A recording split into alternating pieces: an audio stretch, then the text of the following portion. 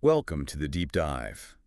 Today we're digging into a message aimed squarely at Manchester United supporters. Hmm. It's off the back of what's clearly been a pretty tough season under Ruben Amorim. Hmm.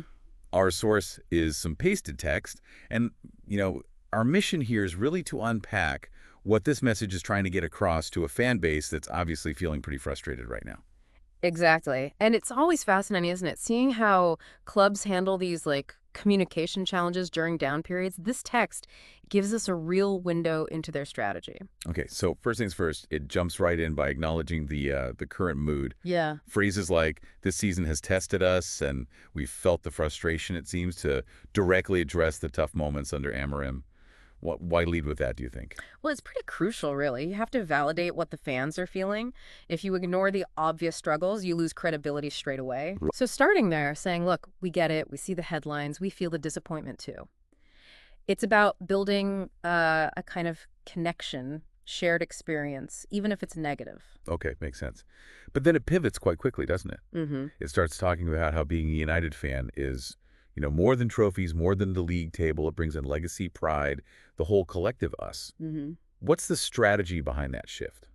Ah, that's the heart of it, I think. They're tapping into that deeper emotional loyalty, the stuff that ideally transcends the latest result. The identity bit. Exactly. It's reminding them that the club, the badge, it represents something enduring, something bigger than just the current standings, trying to say the bond holds firm, regardless of temporary dips. And it uses history, too. Yeah, It mentions past struggles. Managers came and went. Seasons slipped through our fingers. right. But it emphasizes the fans as the constant. The fans, the faith, the fight. So it's definitely leaning on that historical resilience narrative. Yeah. How effective is that usually? It can be very effective if done right. By bringing up past storms the club has weathered, they're trying to instill hope and perspective. Like, we've been here before and bounced back. Precisely. This is a club that always finds its way back. It's a powerful narrative. Whether it fully lands, though, depends on how much the current pain overshadows that historical comfort for the fans right now. Got it. Now, it specifically addresses Ruben Amorim, calls him young, bold, and full of vision. Mm-hmm. A clear endorsement. And it frames this whole period as the rebuild before the glory. Yeah. Necessary fire to go through. What's the impact of backing the manager so publicly like that? Oh, it's vital. From the club's perspective, anyway. It signals stability, projects confidence, even if things are rocky. Manages expectations. Absolutely. It tells the fans, look, this is part of a plan. It might hurt now, but trust the process, trust the manager. It frames the present difficulty as, an investment in future success. And then the focus shifts back to the fans themselves, the 12th man. Yeah. Talking about how their voice, energy, and belief are essential. Mhm. It feels like a direct plea for them to keep showing up, keep supporting. How much weight does that carry? It's an attempt to empower them, to make them feel like active participants, not just passive observers. Right. Reminding them of their supposed influence, our voice lifts that stadium, can foster a sense of collective duty. Keep the faith, keep the noise up, because you are part of turning this around. Even with all the current difficulties, the message is pretty bold about the future, isn't it? Oh, yeah. Talking about legends, making history, conquering Europe again. Mark my words, we will do it again. That's quite a statement.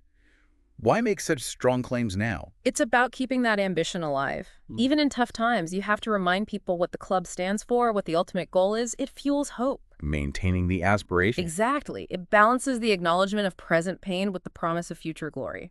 You need both, arguably. So the message wraps up with this call to hold the line, keep Yeah. the faith, and finishes strong. We are Manchester United. We don't run from hard times, we rise through them, and our time is coming.